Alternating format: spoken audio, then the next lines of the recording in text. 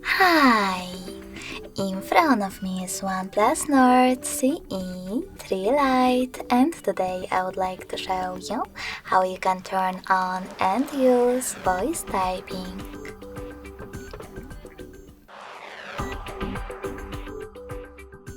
Firstly, you need to access your device's keyboard.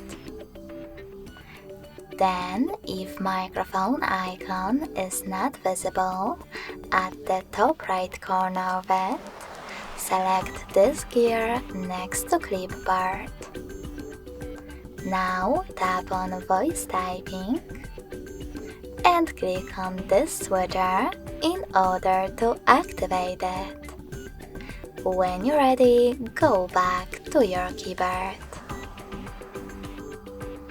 To start typing, click on the microphone icon.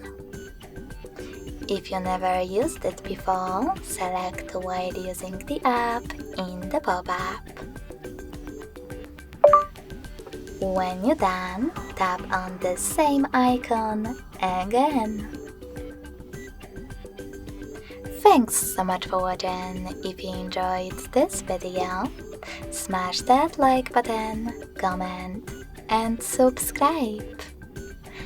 Bye!